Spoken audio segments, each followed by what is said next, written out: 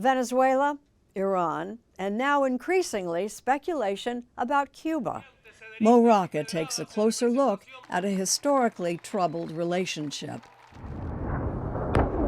With so much attention on Iran in recent weeks, you may have missed the news about the increasingly tense situation with another longtime adversary. We may stop by Cuba after we're finished with this. The U.S. has blocked nearly all oil shipments into Cuba, pushing it to the brink of collapse. Meanwhile, high-level talks between the two countries are underway. President Trump hasn't offered details, but has said this. All my life I've been hearing about the United States and Cuba. When will the United States do it? I do believe I'll be having the honor of taking Cuba.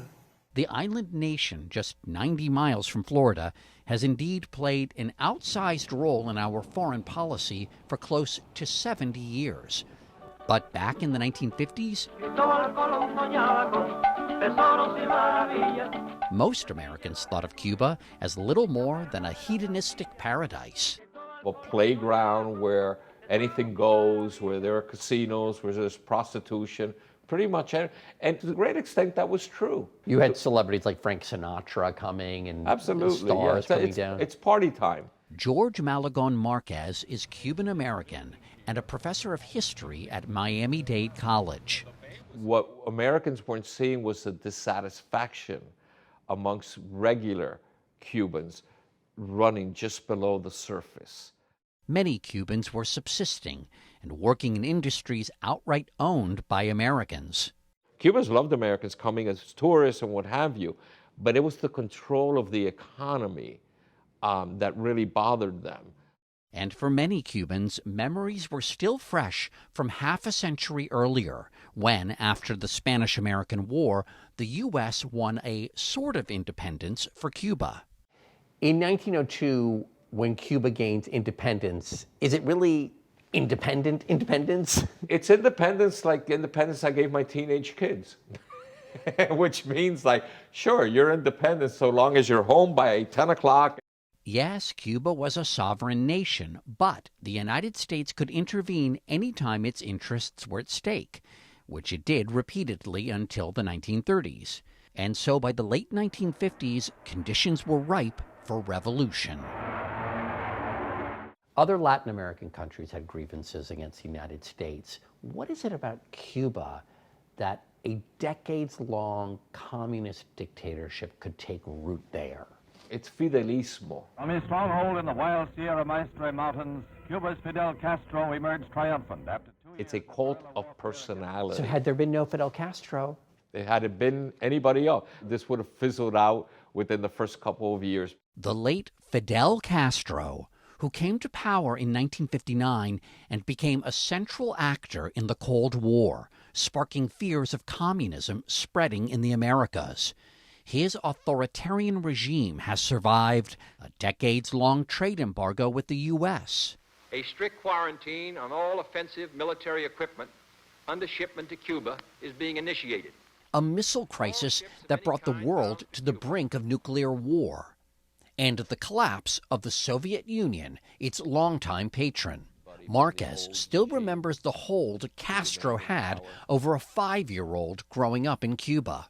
I was like in first grade or just starting first grade, and they have something called the Pioneers for the Revolution, and you wear a red scarf, and sure. you know, and they would ask, bow your heads and pray to God for candy. And the children would bow their heads and pray to God for candy, and open your eyes, nothing. No candy. Bow your heads, close your eyes, and ask Fidel for candy. I'm not, Mo, I wish I were making this up. And lo and behold, there would be the candy. Gotta say, that's kind of sick. It is. Marquez and his family fled Cuba in 1967. When the refugees reach Miami, they tend to stay there. Among the more than 1.5 million who have left the island for the U.S. since the early 1960s. If there'd been no Castro... Yes, we wouldn't be talking about this. And Elsa and Becky Cobo's late father Arturo was a teenager in Havana in 1960 when he witnessed his own father's bank being seized by the regime.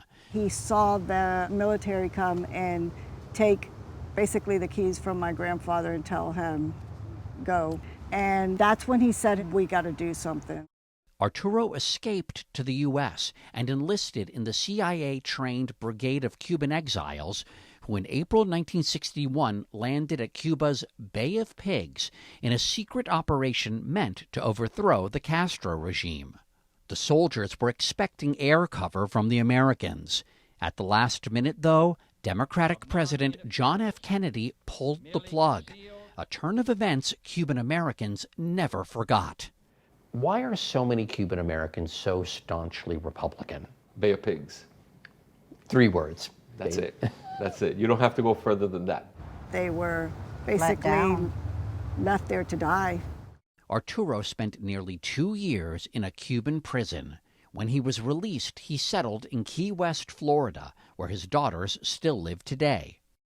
Here, Arturo Cobo helped wave. Many of the vessels sailing northward are shrimp boats such as this, jammed to the gunwales. After wave, Cubans seem willing to run almost any risk to escape the island. Of refugees arriving from his home country. Many didn't survive the voyage. She asked me, what is her son? What is the husband? At the Key West Botanical Garden, you can see evidence of their desperation in these makeshift rafts used by Cubans to reach America, some made of styrofoam. And your father could very much understand this? Oh, yes. Yes. Arturo Cobo died in 2019. He, like so many others who fled Castro's Cuba, never returned.